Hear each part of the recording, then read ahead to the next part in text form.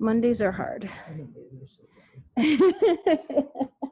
That was on camera. Mondays. By the way. No, you know. That's what I get for not looking up.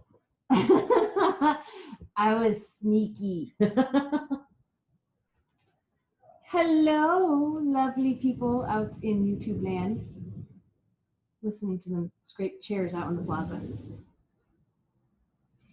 I don't think that's on camera though. I think this microphone's pretty good with that. But you know, I feel it in my feet. I'll stop complaining now. Hi. This is what I do on Mondays. I know it's Tuesday, but I'm stuck on It's the our Monday. I know we're like Exhibit a A. broken record. We keep saying that. Exhibit A, I know. But people have to learn. This is our Monday. And be reminded of it. Because it's easy to forget because it's Tuesday. Although the past few weeks, I have seriously felt like Tuesday, like Monday night, I'll be like, oh yeah, Brian's going to the store tomorrow because he goes on Wednesdays. It's not Wednesday. It's Tuesday, which is our Monday. So life is just messed up. I am toning down my language for you two. It's also the first day of meteorological bubble. Take note. Winter is coming. It's September already. What the heck? I should take a second to say hello. Welcome to the Sun Dragon Sideshow. The Adventures of Liz and Rebecca. Liz, Rebecca. Sun Dragon Art and Fiber, Brevard, North Carolina. Yes, Sun Dragon Art and Fiber. Yes, I'm Rebecca. I'm the owner of this lovely abode. We call it shop, but it's really like my second house in Brevard, North Carolina. Sun Dragon Art and Fiber. Ta-da! I'm Liz. I'm the minion here at Sun Dragon Art and Fiber. AKA assistant, but minion's more fun to say. I don't want to be in charge of that. That's again something we repeat a lot, but you gotta know that going in. Okay. And yeah, I'm just all out of whack. And maybe it's because it's the first day of September. It's so weird. But it's really still March. It's a sad joke, an old joke, but it still holds. Cause life. Back in olden days. Yeah, right. Oh man. I had coffee this morning. I don't know what's going on. We came in early. That's what's going on. That we're off because we didn't come in and say, let's film. We came in early because we had basically since we left the shop Friday, which wasn't a real day for us. It's an appointment day. So we don't always fill the sales that come in. We had a dozen orders online. Theoretically, we had Vikings and we weren't here. Yeah. We had we had Vikings off the coast. Yeah. And which thank you. We love you all. We appreciate it. We have to now figure out how to take care of it all and get it to you. And they were really split down the middle. It was shop pickup. It was and exactly mail. half for pickup and half for. So we came in early. I was intending to come in earlier than I actually got my butt here. That's not a thing. And we're trying to fill some of those orders. And then I went, wait, we should film before the Vikings lay siege outside because that's Tuesday. And yeah, and I'm yeah. And now that I've added my morning meditations, while they are wonderfully peaceful, and hopefully you all get some meditation out of it, it's another thing I have to get done in the morning. So, but I'm enjoying them. They're really fun. Yarn part that won't. Yeah, I was noticing you over there. Like, well, it's okay. So I have this coming out. I mean, this is an old beat up ball. So like this is coming out, but this is the string, and they're twisting around each other. You know what I do for that?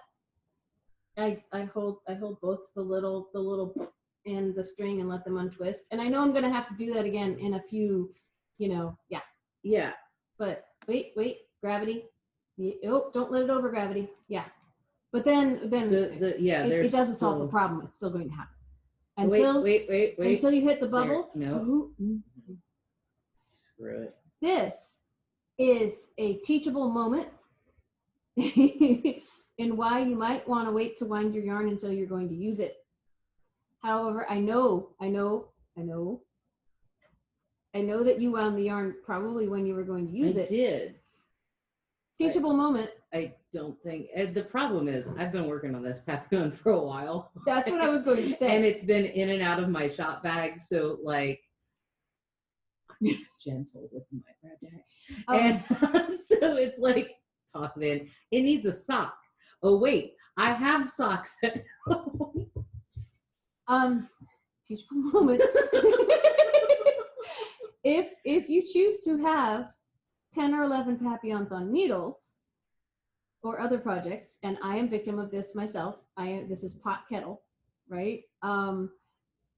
Things are gonna get tangled and complicated, and you're gonna have to undo lots of crap.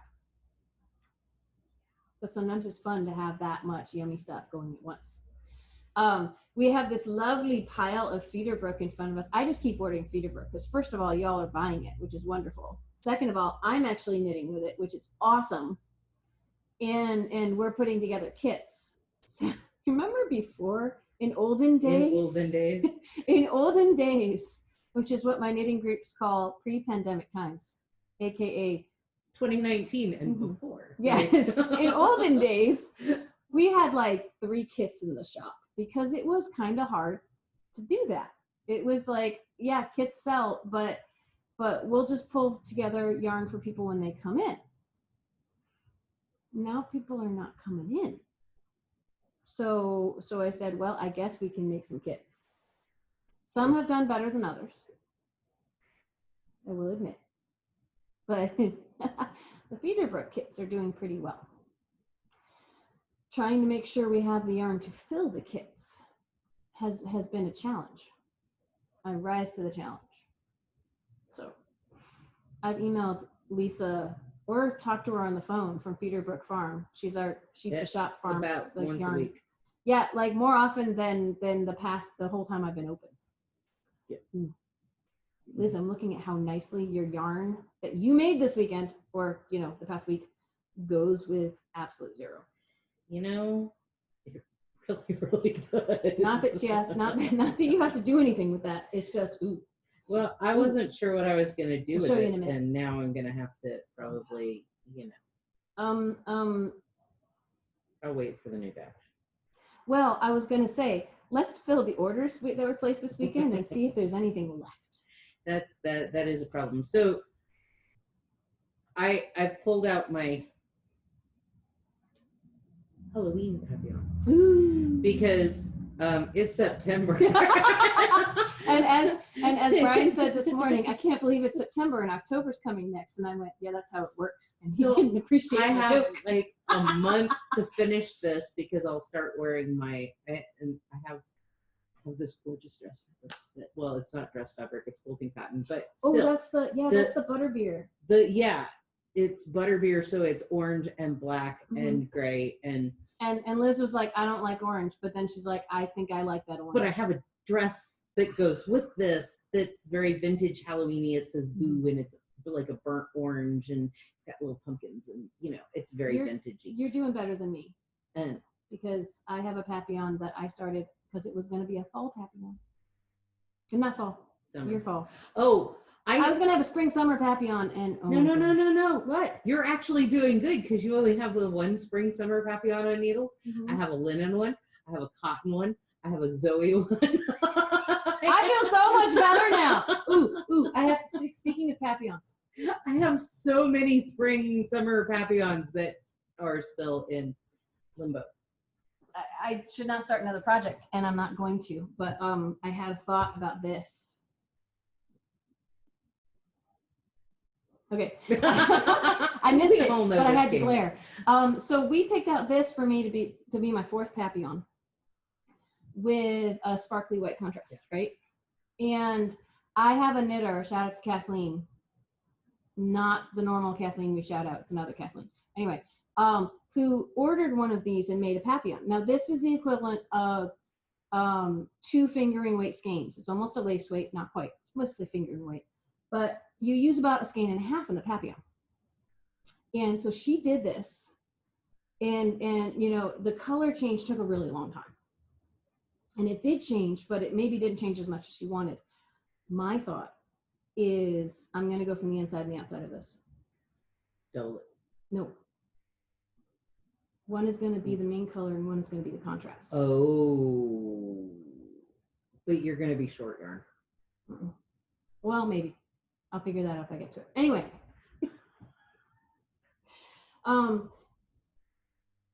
But anyway, I'm still brainstorming on that because yeah, Liz is right. It's about 800 meters and it probably takes about 850 meters or so. So I probably will. Maybe then I'll put, maybe the sparkly white will be when I run out of whatever else I'm using. But then all the colors, here's what I was thinking. The basis of this idea was then poking holes in my idea without warning me. You know that I'm a cold water thrower. So no, we are realists. It's okay. No, I think the genesis of this idea was to have all the colors of this cake in the Papillon. So I will keep brainstorming and we will work this out. I have another idea for you. Okay. Even though it won't take hardly any of the first and probably the second color. But so it's 3 colors, even though there is a slight fadey into the other color.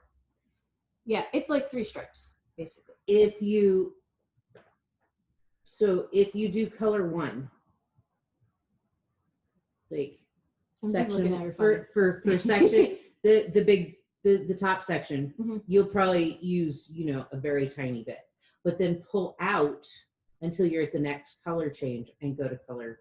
Oh, I could do it by section. Section. The other thought I had while she was talking, so it could be, because it takes so long, like you probably would get through all of section 1 with like just this one or just that one. The other thought I had was to pull off like half of one of the colors, either the inside or the outside, or to manipulate the color, basically. Break this into the 3 colors. Break it into the 3 colors. And every time it changes, or every time I like mix and match the colors, and at some point I'm going to have to introduce a 4th color, or each of these is a section. You should have enough. And I have another contrast. Yes. Okay. So if you go from dark to light or light to dark, you should have enough left over of that first section's color to do the pods row at the bottom. Okay. But it still means maybe not going in opposite orders with one skein of yarn. It still could mean they're pretty even.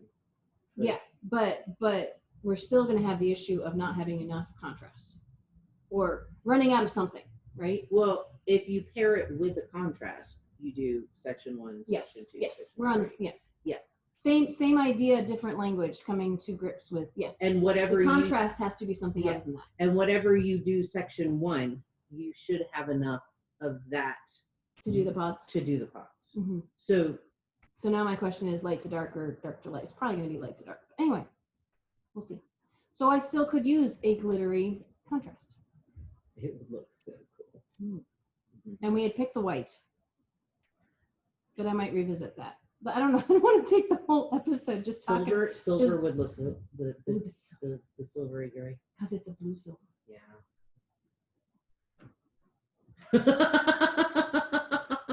This is what we do all day long. So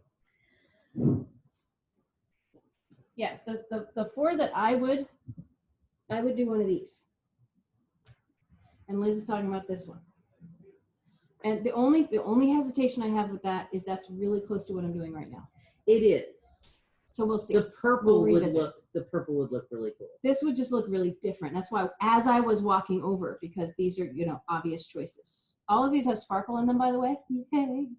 These are obvious choices. As I walked over, I was like, ooh, maybe this. So I have time to figure this out. The purple is dark enough it would jewel tone your colors instead of brightening them. Ooh, especially if I'm going to start with the light one in this and then have the light one be the pods. I'm inspired, but oh crap, I have way too many things on needles right now.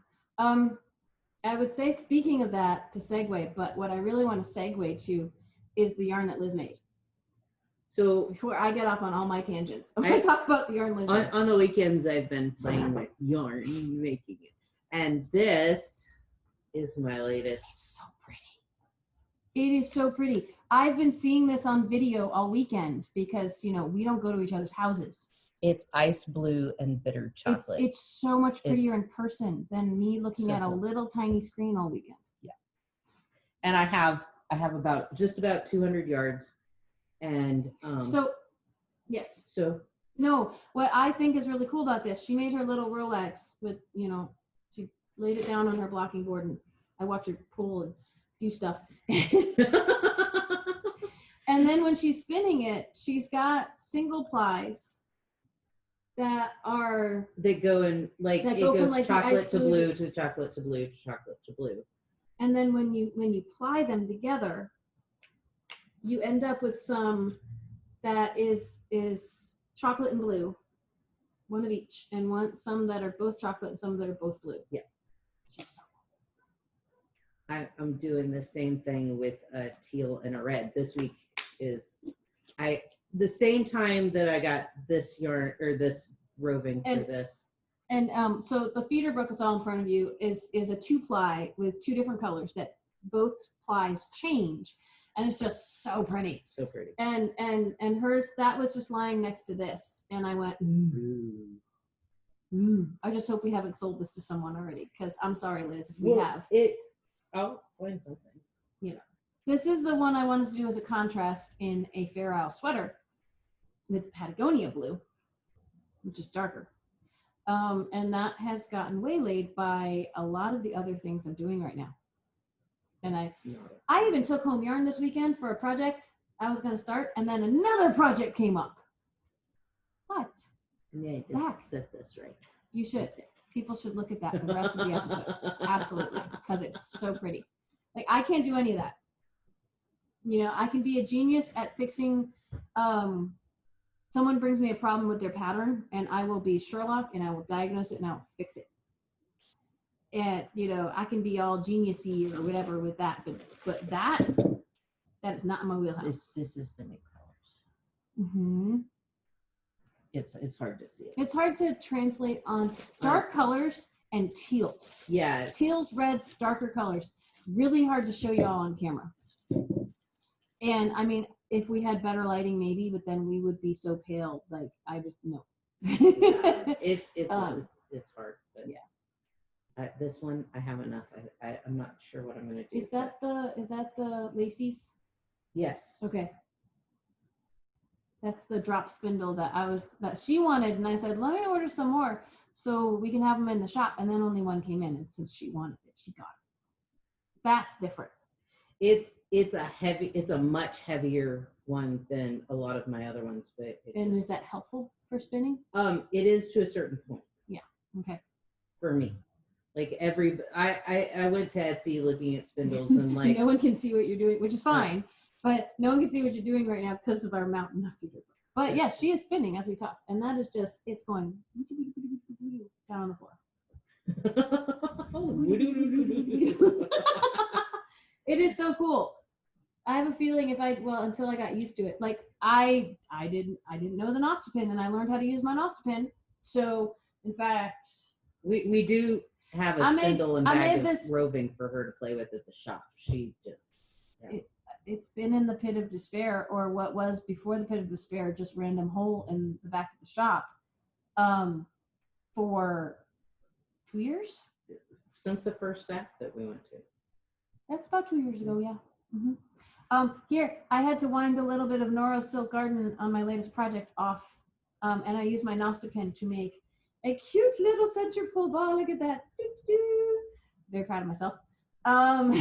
Nostropins are so cool. I just don't have. I have the patience to do this.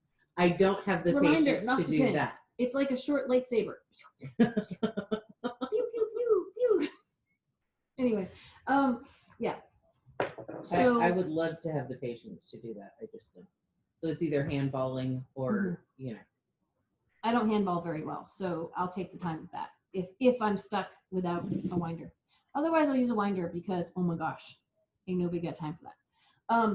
So I'm gonna start with the one that I started the weekend. You've been knocking out projects this week. Kinda. I got inspired, and not for good reasons, but for like inspirational reasons with the second project I'll show y'all. But I really wanted to get Hotel of Bees done because I want to put together kits for the Hotel of Bees. But my big thing with kits is I want hopefully to have finished something so I know how much yarn to put in the kit, and I'm not going to shortchange anybody on a kit. I just have to make a comment real quick. Please. The poor juniper crop. I know. You have tried to start that like 2 or 3 times. Juniper crop, I switched yarns. I decided to do walkabout, and we picked out colors, and I was all inspired, and it is still sitting in a bag at home right now. I was going to start it this weekend. Important things happened. So yeah, you found a really, really cool pattern that I found a cool pattern in the project, and again, suspense building.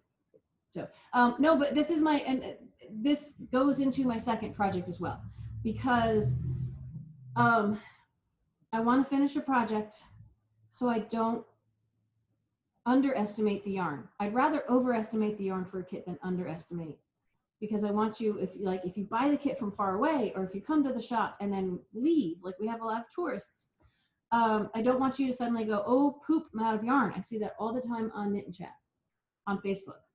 People got stuff for a project and then they ran out of yarn, and sometimes the yarn isn't available anymore because people knit at their own paces, and that's okay, or their own life schedules. Or I had 6 million projects and finally got to it 3 years later. Or that's probably going to be my Jupiter crop. Or it was a limited stock or die lot or whatever. But then the catch on that, the struggle is real. The struggle with that is, as I'm working on it and posting on social media, people go, ooh, I want that, or I want a kit with that. And I'm like, but I'm not done. And I don't know how much yarn to put in the kit. So this one I wanted to, because there's a lot of interest about it. I'm not totally done with this, but that looks so doesn't it look awesome? I love the colors. Where's the, I have yarn hanging down on what you guys are seeing, and I want to try to not have that so you get the best. Hang on, it's where I had to change yarn balls. Come on. That's a little better. Okay. I still have edging to do on this. So the side that's with all the edges hanging down, the bottom part of this is supposed to have another edging on it. And I have not done that, and it should be done in the gray. But I wanted to make sure I had enough yarn in the kit, and I definitely will with what I'm planning. This was so much fun. This is a crochet shawl. It starts with the yellow down here. It starts at the big end, like from my hand up here down to where the microphone is, kind of. And the rows get smaller as you go. And it is just so much fun. So it's Papillon-esque in the fact that you really can't add rows to it. Yeah, because since it's getting smaller. Yeah. But I mean, I guess you could build off the other side. If you wanted to make it bigger, you either build off the other side and reverse the pattern and make it a ginormous triangle shawl, or you go up in yarn size. Yep, go up in yarn and hook. Yeah. I used Aini by Amano. It is an alpaca and silk. Yeah, alpaca and silk. It's so yummy and squishy. It's written for sport weight. This is a super light sport weight. So it's almost a fingering weight, but not quite, which makes it really soft and drapey and squishy. If you used a pure sport weight on that, it'd be a little thicker. You'd see some of the pattern designs better, but it wouldn't be as soft and drapey. The edging should be done in gray. This is what I have left, and I should have enough left. This is what I have left of the second balls. They're 50-gram balls of the gray and the yellow for this, and the teal. This was my first ball, so there's leftovers. So my kits will be fine with 2 skeins of these colors and 1 of this. If we have time today, we'll put together kits. Just Vikings had a thought about Oxley would look. Mm-hmm. So pretty. Oxley would be very pretty. It's a discontinued yarn that we have that is super, super pretty. Let me just grab like 1 skein.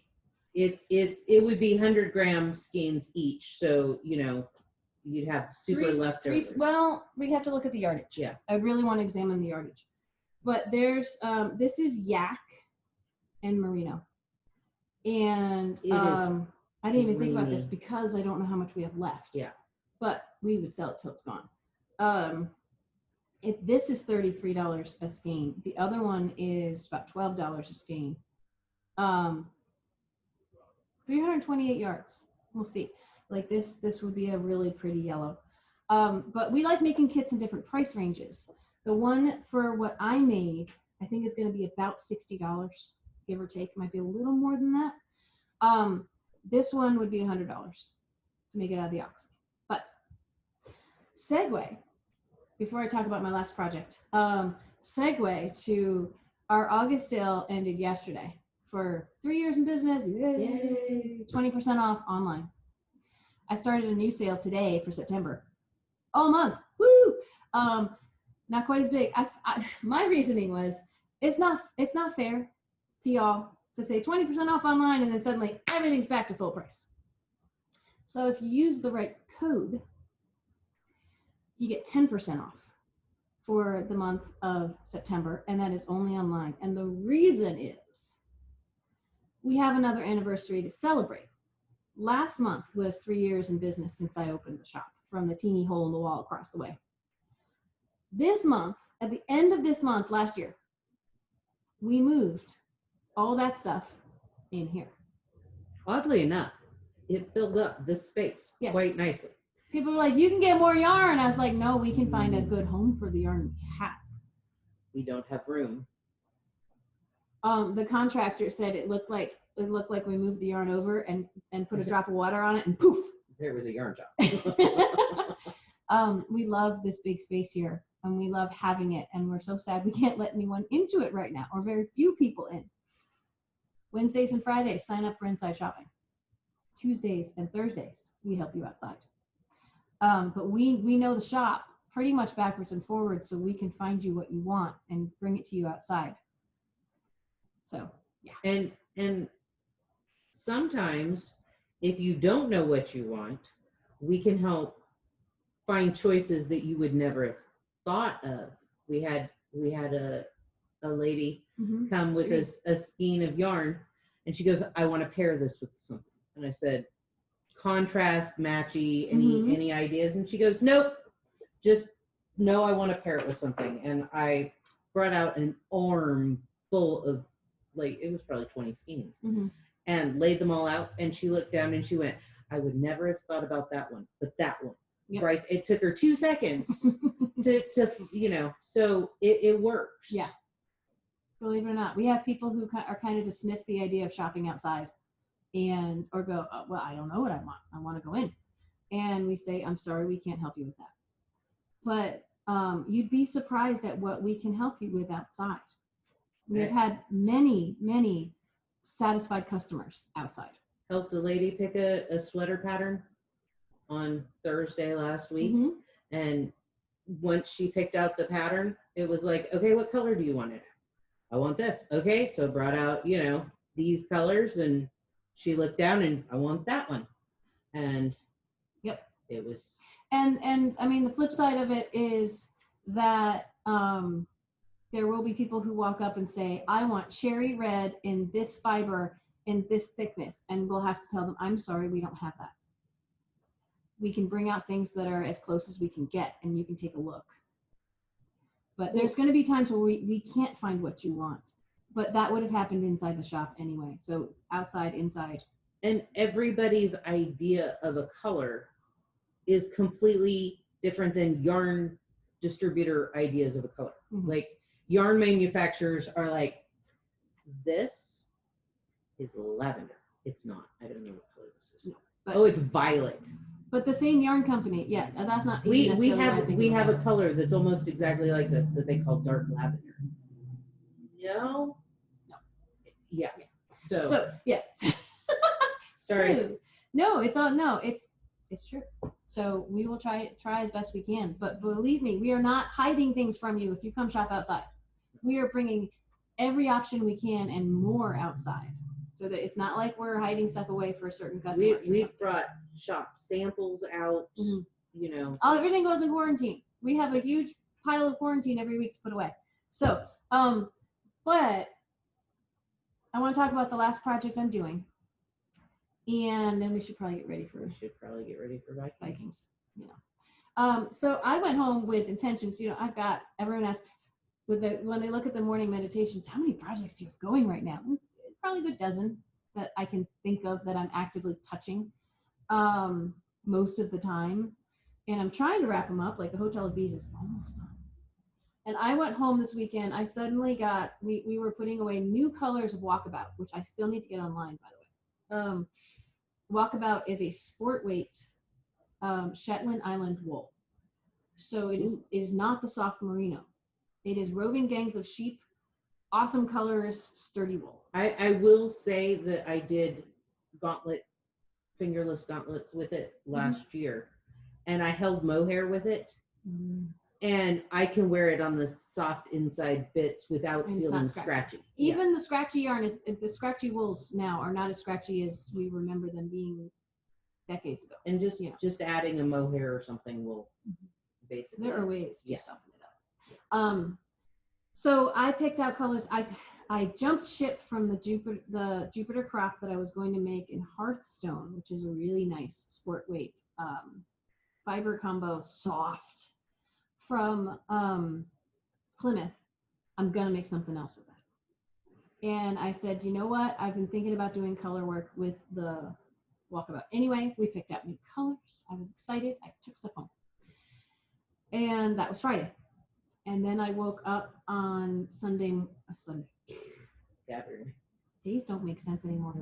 I woke up on Saturday morning to the news that Chadwick Boseman died.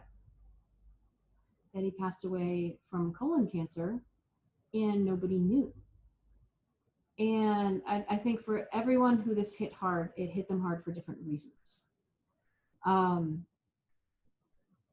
Everything that Chadwick Boseman stood for, Black Panther, if you don't know who he was, you really should check out his movies. He was amazing.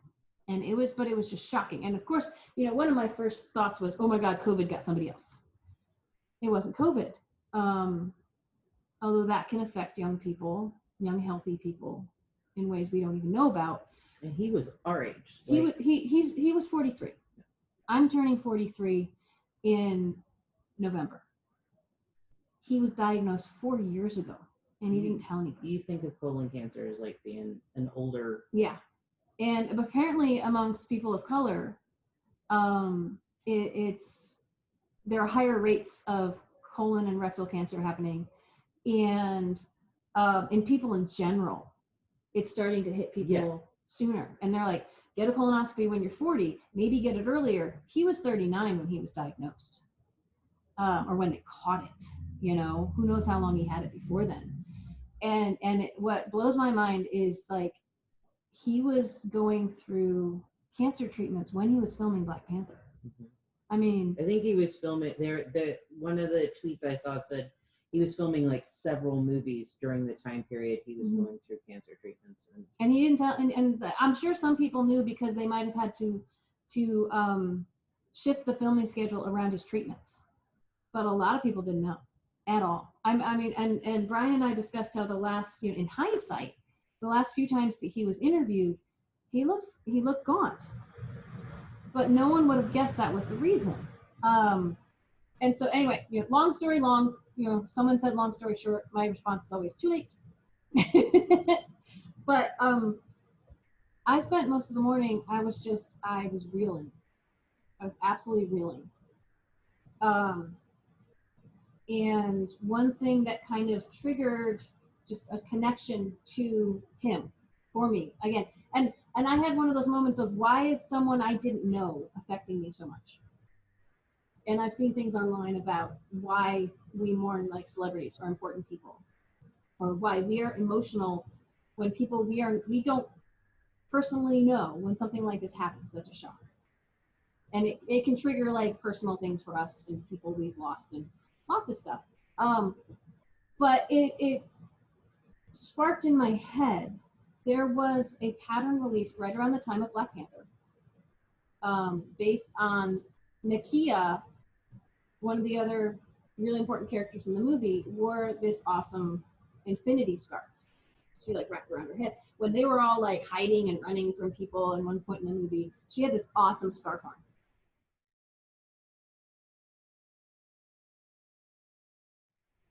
And that pattern was released right after the movie because the guy who made it, they actually hired someone to make this scarf, and he made it on a machine knitting. So it's not like what we think of a machine knit sweater, like mass produced by a big company. It's a guy with a machine at home with all these little teeth on it that you can go like zoop, zoop, zoop, zoop, and you can. It's faster than regular knitting, but it's going to take you a while because it's not. It's still a craft. Yeah. And it's still complicated and time consuming. It's faster, but it's still an art form, you know? And so he had made it on a machine. And then, and when I first saw it, I was like, oh my gosh, this is amazing. Look at it. Oh, it's machine knit. Because that's not something you can just go. I vaguely remember that discussion. Right? You know, like, I want to make that. Oh, it's machine. Yeah. Someone else on Ravelry helped him because people were like, we need a hand knit version of this. We need a hand knit version. And he's like, I don't know how to hand knit. I don't know. So someone translated the pattern to a hand knit pattern. I don't remember the names right now, but I'll put both the links to both patterns. They're both free on Ravelry. And they posted it on Ravelry. And even then, I think I had known there was a hand knit version released, but I was still a little wary of it because, you know, how well does it translate? And I decided I was going to do it. I decided this was my way to process and grieve, was to make this shawl from yarn I had in the shop, which will not be the same colors as what it was in the movie. And at first I was going to say, I'll just wait till Tuesday. I'll come get the yarn the next time I'm in the shop. And it was pressing on me so much. I went in Saturday morning and picked up yarn. So I've gotten through a bunch of it already. I didn't get as far as I wanted to because Hotel of Beats, but I want to do that too. But I picked out the yarn. The original was made with Noro Silk Garden, which we have plenty of in the shop, and then 3 other yarns that were Malabrigo or Madelinetosh, which we do not have in the shop, and fingering weight held double. And I decided, ain't nobody got time for that, or I wasn't sure if the right colors would be here anyway. I mean, I can look back here and say, ooh, I could have done that fingering weight. I could have done this fingering weight. Instead, I looked for fingering weight held double, is about DK, or worsted. So what colors would I have that would work? And on the drive in, I've been like, ooh, Feederburg. And ooh, Lawrence Laces. And the whole idea is to have different textures and different stitch patterns, because that's what this has. An infinity scarf is like a giant cowl. So I started it. Again, long story, completely long. Hopefully it was worth listening to. So, so I started it by saying, what color of Noro do I want to use? And I was going to look for earth tones because Nikia's is a lot of, it's got other colors, but it's a lot of greens, you know. And I actually settled in on,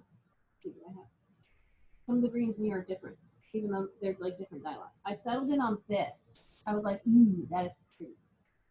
And it's got a couple greens and it's got some other really popping colors.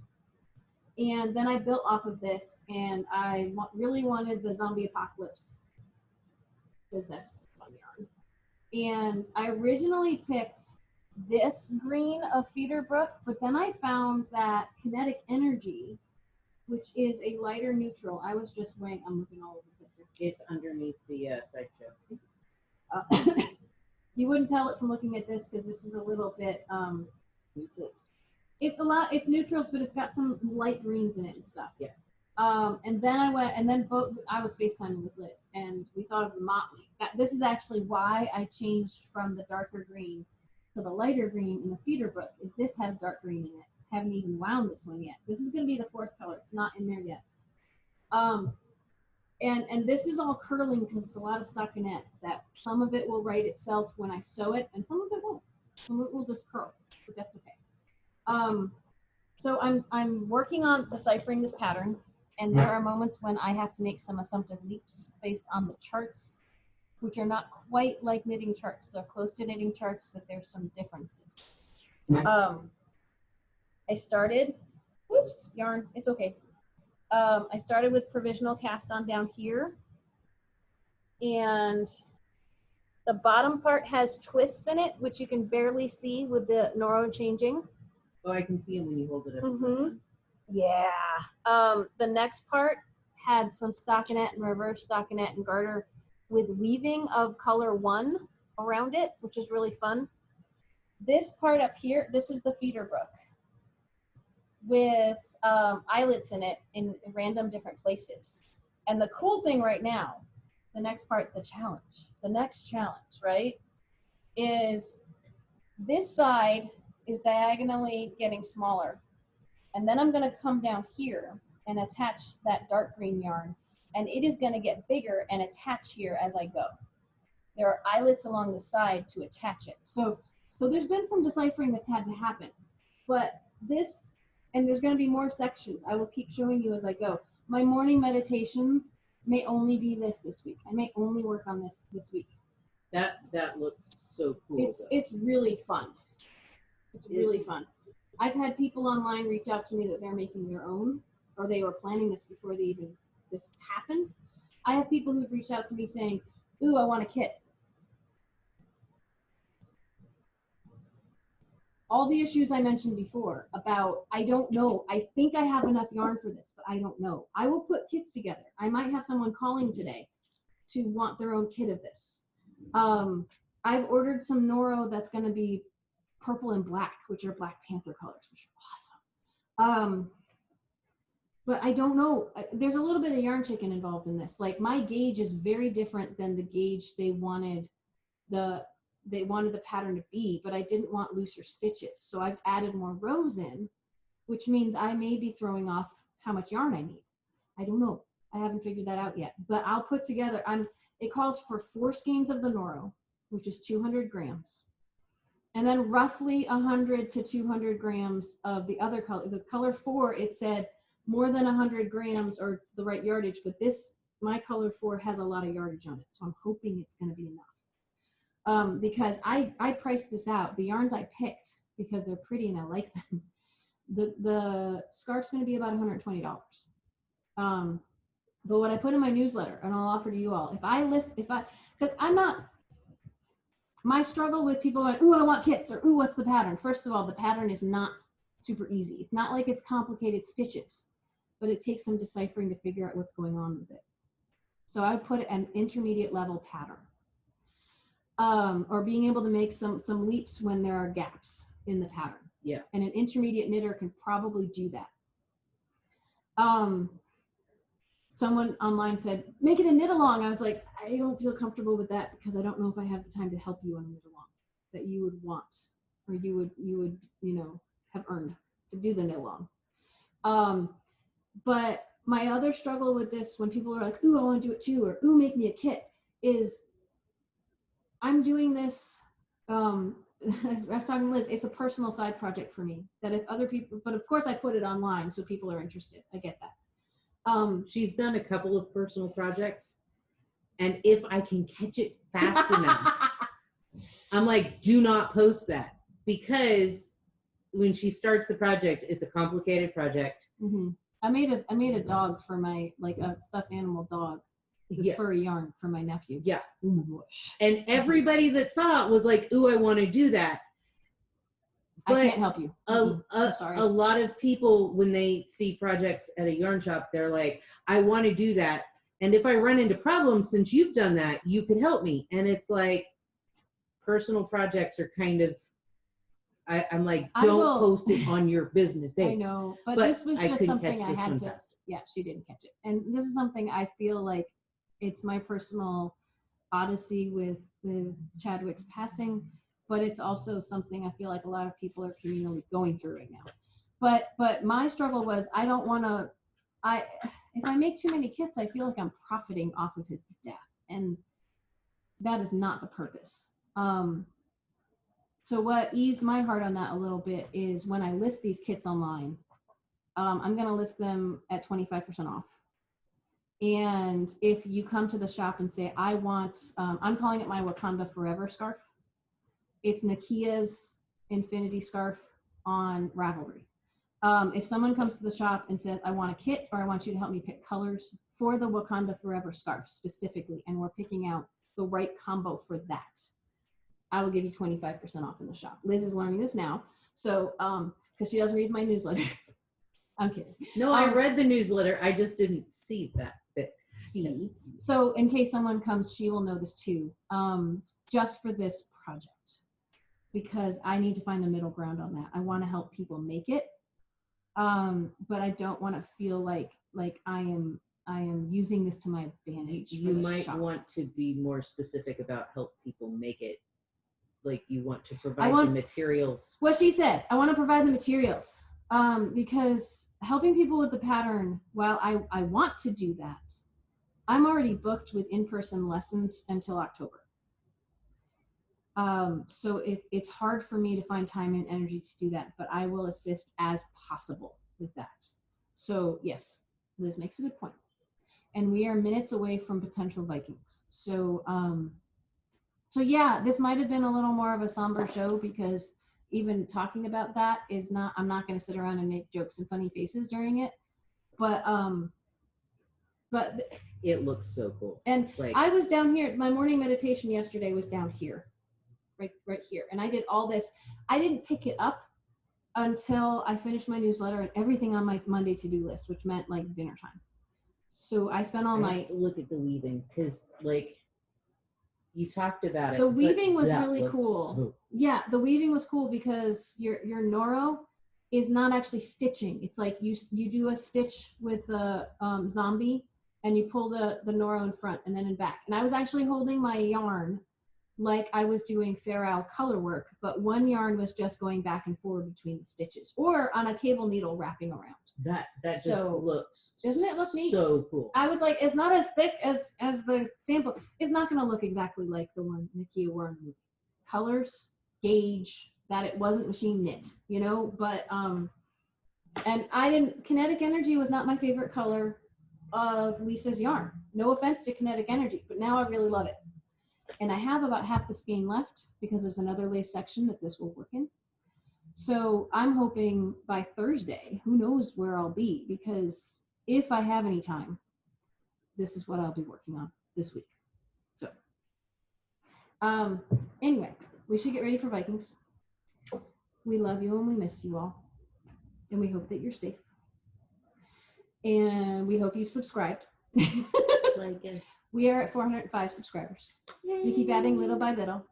And so please subscribe. Yeah, like you said, at least give us a thumbs up. That's pretty cool. Share us with people who you think might enjoy watching the adventures of Liz and Rebecca.